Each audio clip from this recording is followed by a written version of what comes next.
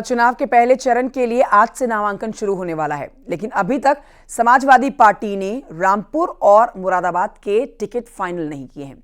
आपको यहां बता देते हैं कि जेल में बंद आजम खान की सहमति के बाद ही इन दोनों सीटों पर प्रत्याशी घोषित किए जाएंगे।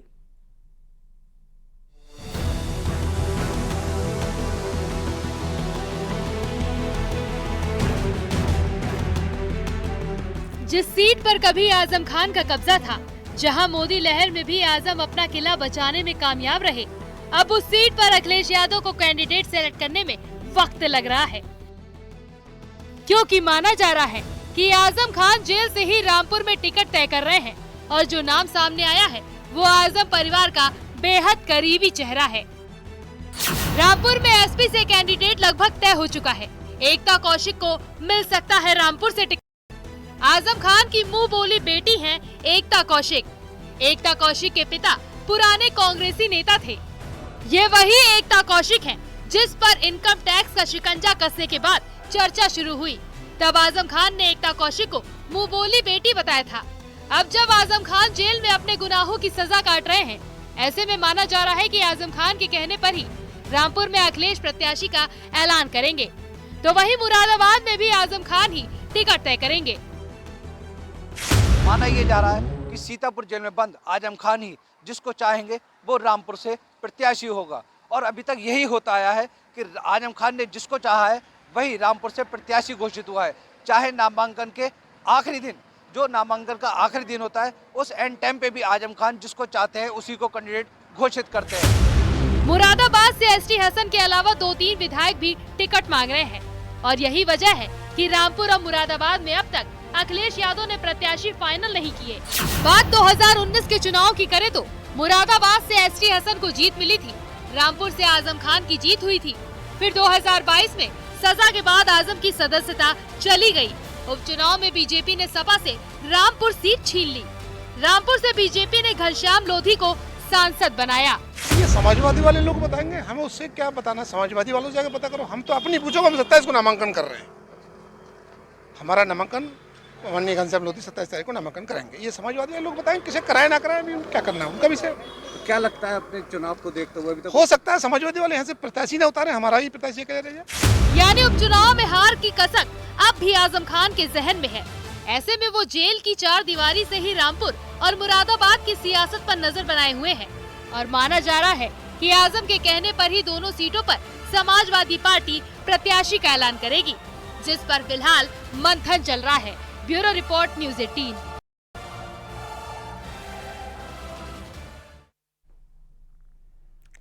और ये बढ़ते हैं आगे, बदायूं की खबर आप तक पहुंचाते हैं, जिस पर आपने देखा कि किस तरह से 2 बच्चों को मौत के घाट उतारा गया और अब आरोपी को पुलिस ने मुठभेड़ में मार गिराया है। ये बड़ी अपडेट इस पूरे मामले पर। बच्चों की हत्या के बाद अब तनाव का माहौल जो पैदा हुआ था पूरे इलाके में, वहां पर सुरक्षा बलों की तैनाती अब भी की गई है। हत्या के बाद से स्थानीय लोग भड़क गए। स्थानीय लोगों ने तोड़फोड़ की, आगजनी की। मौके पर पुलिस बल को तैनात होना पड़ा। सिविल लाइन थाना क्षेत्र के बाबा कॉलोनी की ये घटना है। नाई ने 3 बच्चों को यहां पर मौत के घाट उतारने की कोशिश की, जिसमें 2 बच्चों की मौत हो गई, जबकि 1 बच्चे की हालत गंभीर है। अस्पताल में बच्चे का इलाज जारी है। फिलहाल ताज़ा जानकारी, हालात नियंत्रण में है। पुलिस अधिकारियों ने भारी पुलिस बल के साथ यहां पर सुबह सुबह फ्लैग मार्च निकाला है।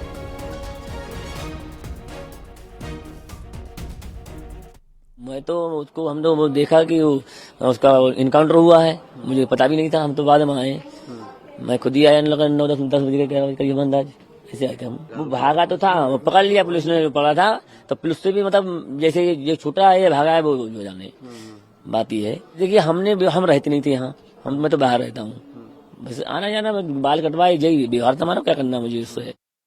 कुछ नहीं बोला, बस यही बोला भाभी मुझे पैसों की जरूरत है। 3 ग्लेचर लिया और पैसे 5000 रुपए की हमने हस्बैंड से पूछा, बोले दे दो, मैंने दे दिए। फिर खड़ा रहा, बोले मेरी बहू की डिलीवरी 11 बजे का टाइम दिया। ये खड़ा रहा यहाँ पे, आइस को बुला के बोला पार्लर देखेंगे। उसी के बहाने बुला के छत पे ले गया, छोटे वाले से कह दिया कि पानी ले आ जाएगी। तब तक उसने बड़े को मार दिया, छोटे वाले ने देखा तो उसका भी मर्डर कर दिया, वही मेरे दोनों को मार दिया। दुकान पे 3 किले चल लिए और मुझे पैसे दिए और फिर बोला भाभी 5000 रुपये तुम उधार दे दो, कुछ आपकी मदद चाहिए। तो मैंने 5000 निकाले उसे दे दिए। वो लेके आके वहाँ पे खड़ा हो गया, बोला भाभी मेरे वाइफ हॉस्पिटल में भर्ती है, जनानी अस्पताल में, मुझे उसकी डिलीवरी 11 बजे का टाइम दिया है।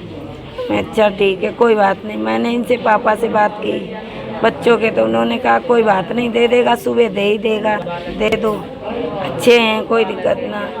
तो मुझसे तो कोई इनकी दुश्मनी थी नहीं।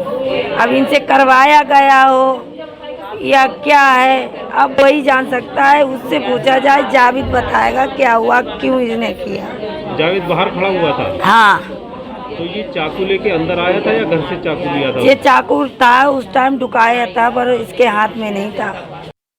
नाई द्वारा 2 बच्चों की निर्मम हत्या कर दी थी। इस मामले में पुलिस ने देर रात एनकाउंटर किया है और उसमें जो साजिद नाम का आरोपी था नाई, वो मारा गया है। आपको बता दें कि कल शाम को 4 बजे जब नाई अपनी दुकान बंद करके गया था और उसने जब वो चाकू लेकर घर पहुंचा था और उसने जो 2 बच्चों की हत्या कर दी थी। इस मामले में मॉब इकट्ठी हो गई और उसके बाद यहाँ पर चौकी के ये जो क्षेत्र है, यहाँ पर तोड़फोड़ हुई थी और इस साइड में जो मृतक का घर है वहाँ भी मॉब इकट्ठी हो गई थी। नाई की दुकान को तोड़ा फोड़ी कर दी थी और इस मामले में देर रात एडीजे, आईजी और कमिश्नर पहुंचे थे और परिजनों को आश्वासन दिया था आवश्यक कार्रवाई की जाएगी। वहीं अभी दोनों बच्चों का पोस्टमार्टम नहीं हुआ है, अभी पोस्टमार्टम की प्रक्रिया शुरू हो गई है। वहीं जो आरोपी साजिद है